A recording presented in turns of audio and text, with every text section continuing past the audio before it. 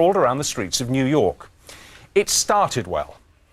I wanted to offer the people of America and New York a cathartic experience by giving them the opportunity to kick George Bush in the ass.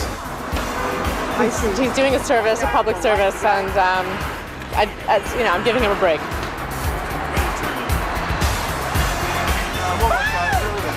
Felt great, really. Tell you the truth, I think a little kick is what he really needs. I'm like a therapeutic engagement for them to really go home tonight and tomorrow and think, hey, I kicked George in the ass. I came from the Lincoln Center and the security was just saying to me, you just got to stay in here, don't go out no more because it's dangerous out there. So end of performance art? Well, I thought I made a point. I was out there quite a few hours, you know, and everyone, you know, I thought it went down quite well to that point. Well, we've got a little clip here to remind you of your glory time. Your glory days here in the UK. Because in the UK... Everyone in Britain loves you. As you can see here. But you're a bit of a masochist.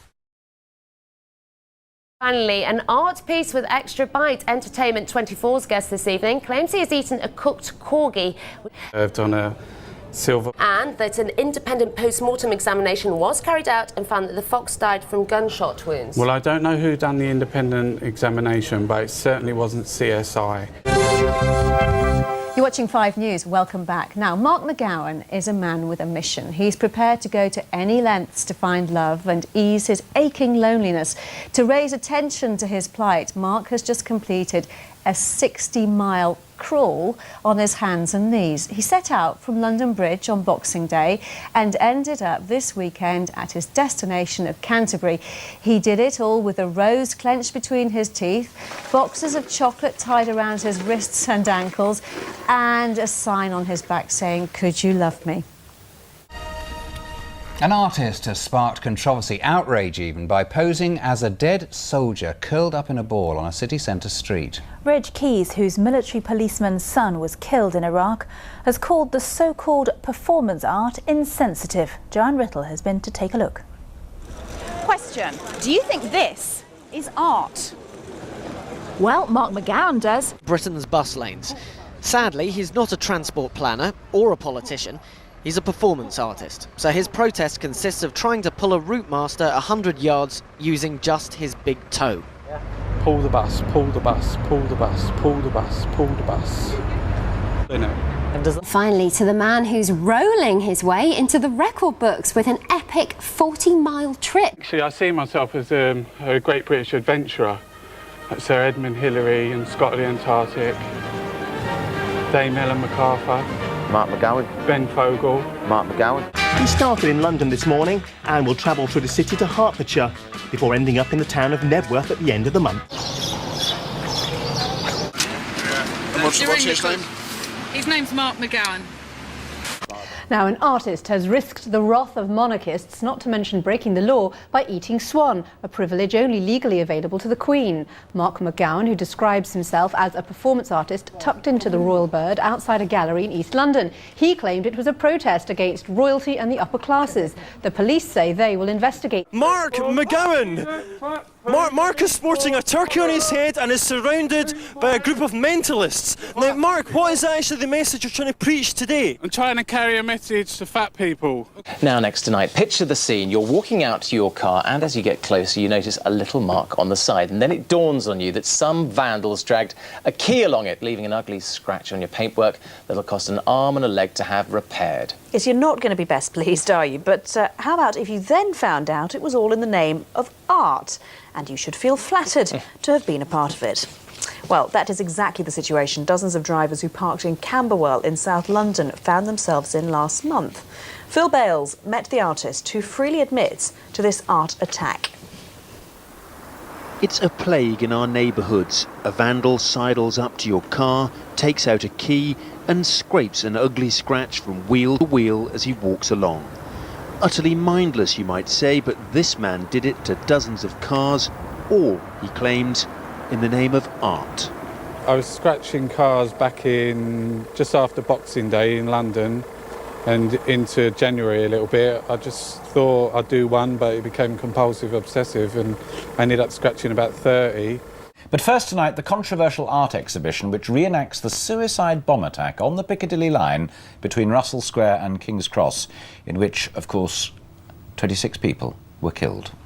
The performance artist Mark McGowan is great art, and it has to be serious art. And what I went to see today, or went to hear about today, seemed a long way from that. You could even call it heartless art.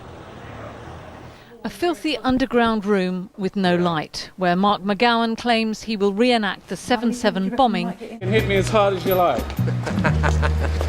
Go on, son.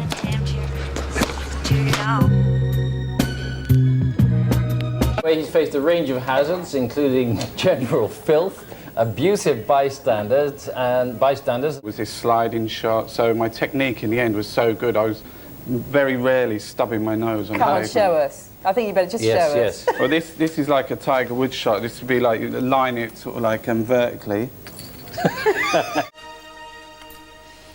Now, people stopped and stared on Brighton Beach this morning as a performance artist started a mammoth cartwheeling journey from the seafront. Was anything to go by. Mark admits he's got a bit of work to do on his cartwheeling skills. Talking about people who take like the 1 or 2 pebbles, like one shaped like a heart. In a converted shopping trolley, it's one small step for Gran, one giant leap. Oh dear.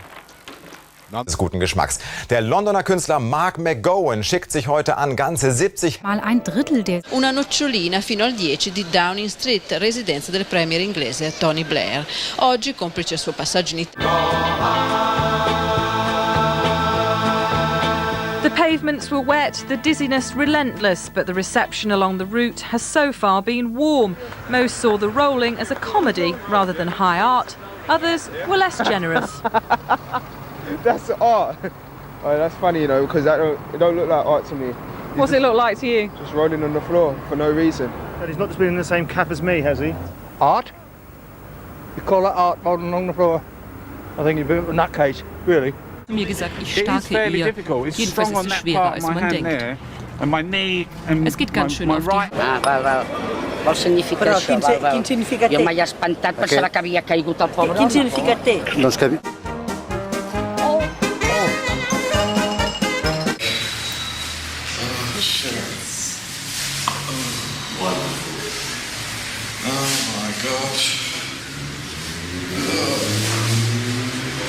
Mark McGowan does, and he's on the line now. Good morning, Mark. Morning, Gabby. How are you this morning? Freezing. Freezing because you're sitting in the beans right now? I'm in the beans now with the chips up my nose and the sausages on my head, and I'm shivering.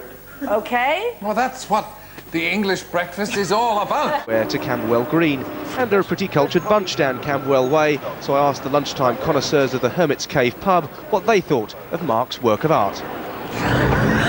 You're joking, you're having me on. That's art. I crawl out of here every night, no one pays me for it. Suggestion.